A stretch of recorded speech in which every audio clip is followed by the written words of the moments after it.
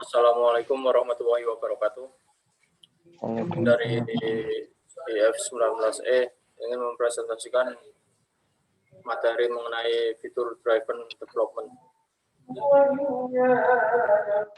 Langsung saja. Apa itu FDD? FDD dapat diartikan sebagai yang pertama yaitu kerangka kerja, bisa juga sebagai proses pengembangan perangkat lunak, bisa juga sebagai proses pembuatan sistem dengan menggunakan metode yang mudah dimengerti. Dari ketiga dapat diambil secara garis besar,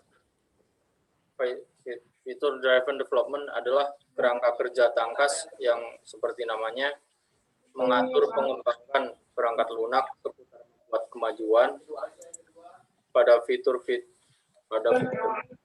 dalam konteks FDD, meskipun belum tentu fitur produk dalam arti yang umum dipahami. Mereka lebih tepatnya lebih mirip dengan cerita pengguna di Scrum. Dengan kata lain, selesaikan proses login mungkin dianggap sebagai fitur dalam metodologi pengembangan didorong FDD. Nilai-nilai utama FDD. Menurut Kohlberg, nilai-nilai utama yang terkandung dalam FDD sehingga FDD mampu memberikan nilai lebih bagi proses pengembangan software adalah yang pertama,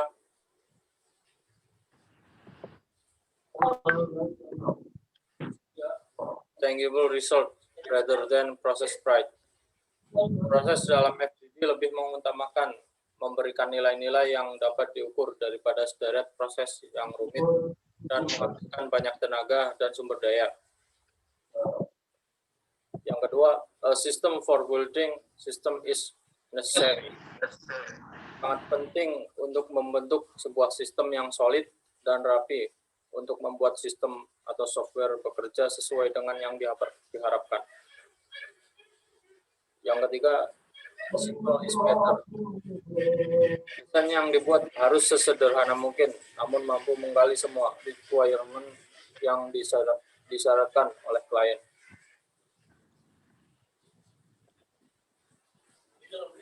Pemeran utama FDD.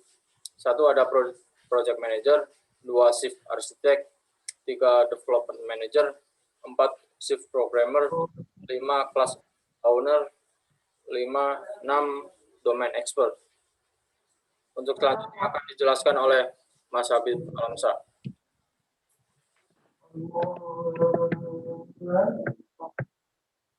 Yang pertama ada project manager. Project manager adalah seseorang yang diberikan tanggung jawab untuk memimpin tim proyek di dalam mengelola, merancang, mengeksekusi, dan menutup proyek sesuai dengan tujuan dari proyek yang telah ditetapkan. Peran kunci dari project manager di dalam project management diantaranya adalah menentukan tujuan proyek yang ingin dicapai, membangun requirement proyek, dan mengelola 3 batasan dari proyek yaitu scope, cost, and schedule, ditambah batasan kualitas secara efektif. Di dalam pengerjaan proyek, peran dari seorang project manager adalah mengetahui, mentranslasikan, dan mengimplementasikan kebutuhan dari klien. Untuk mencapai hal ini, kemampuan untuk beradaptasi dan berkompromi dengan berbagai stakeholder yang ada, serta melakukan negosiasi yang memiliki peranan penting dalam memastikan isu penting seperti cost, waktu, dan kualitas. Semua itu dicapai agar customer atau klien bakal puas terhadap proyek yang telah ditetapkan. Project manager juga berperan sebagai pemimpin administratif terhadap budget, orang per orang, dan laporan pencapaian, mengoperasikan sistem proyek, serta melindungi pekerja dari gangguan luar. Yang kedua, ada chief architect. berperan sebagai penanggung jawab desain sistem secara keseluruhan, menjalankan workshop desain, dan mengarahkan proyek terkait kendala teknis. Ketiga, development manager berperan sebagai pemimpin pengembangan dari hari ke hari, mengatasi konflik sumber daya, biasanya juga dikombinasikan dengan project manager dan chief architect. Yang keempat, chief programmer. Chief programmer adalah developer yang berpengalaman memimpin grup kecil dari sekumpulan developer individual. Yang kelima, class owner. Developer individual yang mendesain, mengkodekan, dan menguji dan mendokumentasikan fitur. Selanjutnya ada domain expert, yaitu user, client, sponsor, dan lain-lain. Dikenal baik oleh developer. Selain 6 pemeran utama tersebut, di atas juga terdapat pemeran pembantu seperti domain manager, release manager, language guru, build engineer, toolsmith, dan system administrator. Selain itu, juga terkadang cukup membantu adalah tester, deployer, dan technical writer.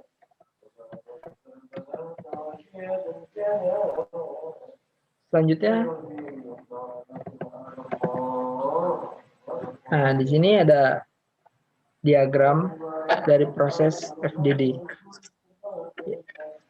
Di diagram ini terdapat develop an overall model. Pada tahap awal ini, klien memberikan gambaran secara garis besar mengenai program yang akan dibuat dan fitur-fitur yang perlu dibuat. Ketika fase ini dimulai, domain expert telah menyadari scope, konteks, dan requirement dari sistem yang akan dibangun. Pembuatan dokumen requirement seperti use case atau spesifikasi fungsional ada dalam fase ini. Namun, FDD tidak secara eksplisit menggali, mencari, dan mengatur requirement ini. Domain expert menyajikan apa yang disebut walkthrough, yang mana anggota tim dan chief architect diinformasikan dengan deskripsi level tinggi dari sistem. Domain keseluruhan atau overall domain lebih lanjut dibagi ke dalam area domain yang berbeda, sedangkan walkthrough yang lebih detail diberikan oleh anggota domain. Kemudian, anggota tim developer bekerja dalam grup-grup kecil untuk mengerjakan proyek model dari domain area yang telah diterima. Berikutnya, build a feature list, walkthrough, object model, dan dokumentasi requirement yang ada memberikan dasar yang kuat dalam membangun feature list yang komprehensif untuk sistem yang dikerjakan. Dalam daftar atau list, tim menyajikan masing-masing klien value functions ke dalam sistem.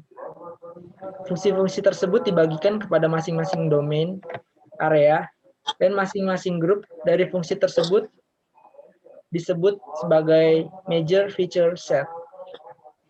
Sebagai tambahan, major feature sets kemudian dibagi lagi menjadi feature sets.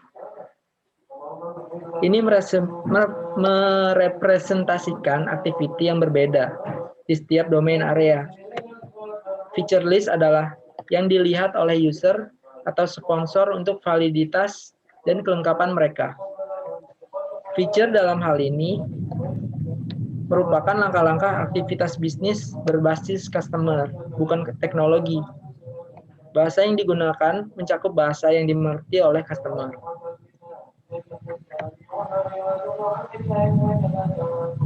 Selanjutnya, ada design by feature and build by feature. Tahapan ini adalah pembuatan program sesuai fitur-fitur yang telah disusun. Proses design by feature dan build by feature adalah proses yang prosedurnya yang berulang selama sebuah fitur ini dibuat. Setelah sebuah fitur ini telah selesai dibuat, maka fitur tersebut akan dipindahkan kepada fitur utama dalam program untuk dijadikan satu kesatuan. Sekelompok kecil fitur diambil dari feature set dan diperlukan feature team untuk membangun fitur terpilih yang disebut sebagai class owner. Proses design by feature dan build by feature bersifat iteratif selama fitur yang dipilih tersebut diproduksi. Satu kali iterasi memerlukan waktu beberapa hari sampai 2 minggu. Proses iteratif ini mencakup beberapa tugas, seperti inspeksi rancangan, pengkodean, pengujian unit, integrasi, dan inspeksi kode seperti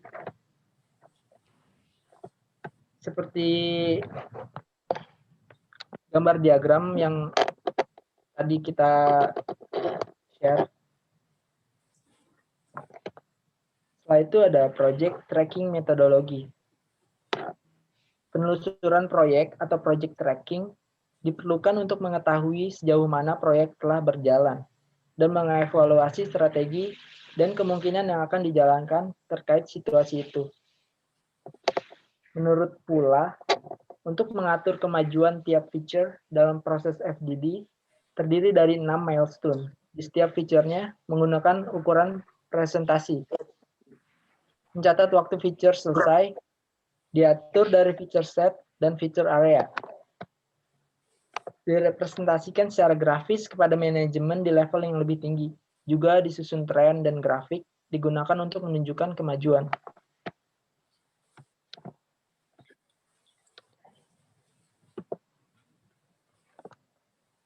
Di dalam FDD juga terdapat beberapa karakteristik. Menurut Kohlberg, penggunaan FDD sebaiknya digunakan jika mempekerjakan 10-250 developer yang memiliki kemampuan teknis lebih dari rata-rata. Dan jangan digunakan jika jumlah tim kurang dari 10. Tim sedang belajar menguasai pekerjaan dan jika kurang dukungan yang terpisah-pisah, sukses jika dalam rentang jumlah developer di atas rata-rata. Klien tidak dilibatkan dalam gambar 3.1, 5 proses FDD, 4 seluruh urutan proses hanya dalam proses 1, 2, dan 4, dan menghargai developer sebagai individu manusia yang menentukan sukses atau tidaknya pengembangan.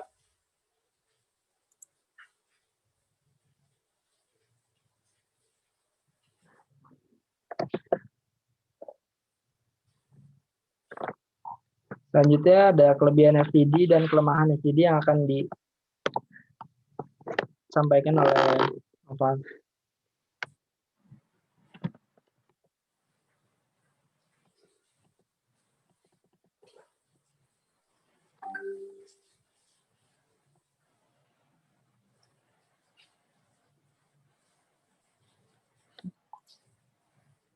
Di pause aja lu, Bet.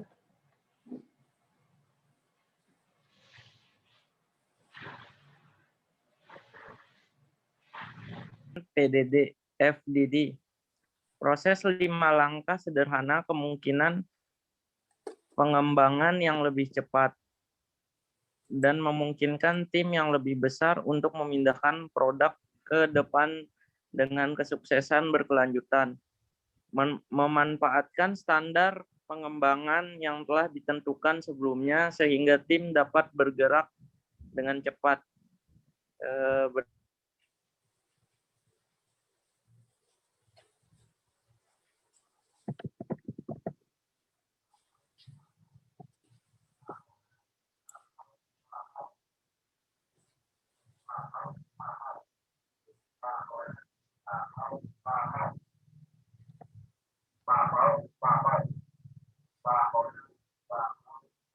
Jumlah pekerja dalam proyek tersebut, FDD memerlukan jumlah pekerja personel yang cukup banyak yang dipecah-pecah ke dalam masing-masing bagian.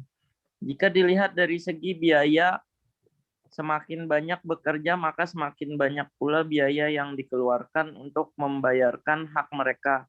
Jelas bagi proyek skala kecil, hal ini tidak sesuai di mana proyek dibiayai dengan dana yang terbatas. Hal lain yang bisa menimbulkan masalah adalah dengan banyaknya jumlah pekerja, banyak juga kepentingan yang saling bertentangan. Kemudian masalah class ownership dari fitur dalam FDD. Dalam FDD dikenal dengan class ownership, di mana setiap fitur akan ditangani oleh tiap class owners. Masalah anggap sebagai A, dan ternyata perubahan tersebut berpengaruh pada fitur B yang dikerjakan oleh class owners lainnya. Hal ini akan berdampak buruk apabila ternyata fitur B memerlukan fitur A dan pada akhirnya pengerjaan fitur B harus menunggu kepastian fitur A terselesaikan. Jelas ini akan berdampak pada mundurnya jadwal kerja dari proyek. Kemudian FDD hanya membatasi penambahan fitur kurang dari 10% dari total waktu, biaya cakupan, dan kualitas apabila fitur tersebut dikemukakan setelah proses build feature list.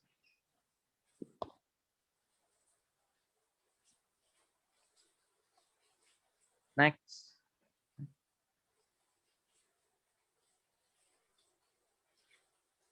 Kemudian kesimpulan, metode FDD memiliki proses dengan tingkat hierarkis yang tinggi, sehingga setiap proses merupakan rangkaian tugas yang baku dan klien hanya berperan dalam sebagian proses saja, tidak dalam keseluruhan proses.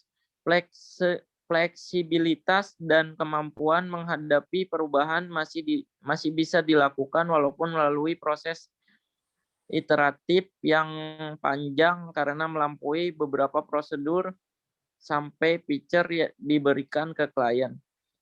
Pengubahan fitur hanya dapat dilakukan hanya pada proses pertama dan secara keseluruhan hanya mampu memberikan penambahan kurang dari 10% dibandingkan dengan extreme programming. FDD terlalu banyak memberikan pemodalan daripada langsung melakukan pengkodean, membuat hasil akan terlihat dalam waktu yang lama.